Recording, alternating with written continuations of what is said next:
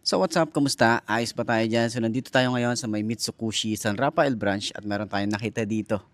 Bago sa paningin ko kaya gusto kong i-share sa inyo ano nga ba to. Ito yung Keyway Icon 125i. So alamin natin yung presyo at yung specification kung sulit nga bang bilhin ngayong 2026. Tara, samahan nyo ako. Walk around natin to. Ayos na ayos yan. So ayun na nga mga best no. Meron na nga pala tayo rito nakitang bagong colorway ng Keyway Icon 125i. So ayan, kita nyo naman. Nagustuhan ko talaga rito yung colorway niya, yung color variant niya na kulay gray, glossy finish, and then meron tayo rito napansin, may kulay cyan color ng mga decals, and then yung graffiti nito or yung decals niya is nagustuhan ko din. Hindi siya masyadong sabog or hindi siya masyadong masakit sa mata. Bagay na bagay doon yung anong itsura or yung colorway niya. Tapos isa pa sa mga nagustuhan natin yung ating mugs na kulay cyan color na rin yan. Naka-disc brake na rin tayo dito sa harap at naka-drum brake dito sa likod. Pero yung mugs niya is color cyan colored. Sorry, color cyan color. You know? Color cyan din. Okay. So meron na rin tayong bracket dito and then meron tayong USB charging port din dito. Naka digital panel na rin and then may gulay board. Pero ang talagang sadya natin dito, itong video na to is para bike fit natin. Okay. So napanood nyo naman na yung ating walk around dito. Ngayon, abot ba nung 5 to na kagaya ko?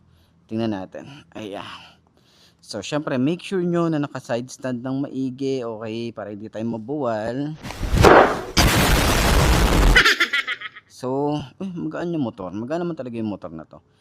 Kung naghahanap ka din ng 125cc, tapos maporma, mukha siyang hindi 125, kung titingnan nyo naman yung itsura nito, mukha siyang 150cc yung datingan niya. Ang laki niya, ang lapad niya.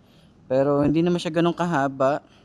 Pero malaki din siya, malaki din talaga siya kapag kapag nasa personal, nakita niyo sa personal, pero mukha siyang maliit talaga sa video. Mukha siyang maliit eh.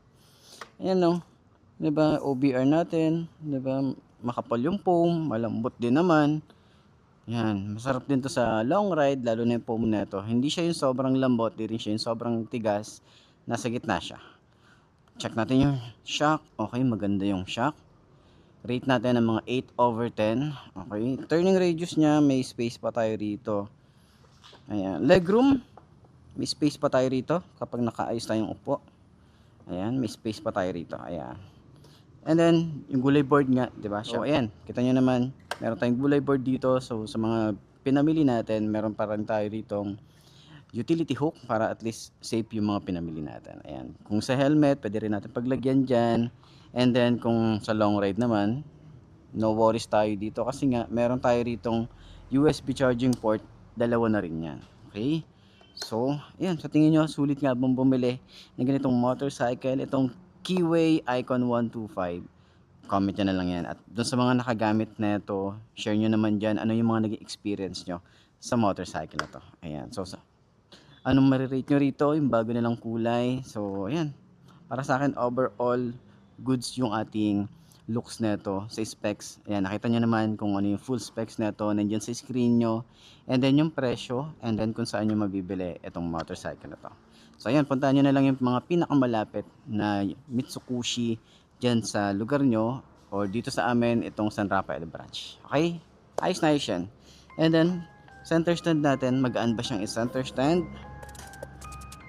Uy, napakagaan yung i-center stand. Napaka smooth lang. Okay? Ayos na ayos yan. Yeah. I'm Mark Moto Vibes. Review mode. Let's go!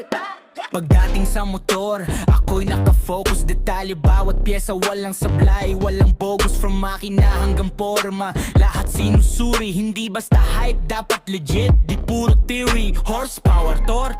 Anong kaya sa kalsada? Tipid ba sa gas o lakas lang ang dala? Comfort sa upuan, handling sa kurbada. Real top review, hindi puro pabida. Hindi lang forma, dapat may silbi. Sa bawat ride, dama mo ang ngiti. Kung sulit ba presyo, yan ang tanong. Kaya makinig ka, ito ang tugon. Review ng motor, walang preno, tuloy-tuloy. Hatid ko'y totoo, hindi ka maluloko boy. Sa bawat trip, bawat under ng gulong,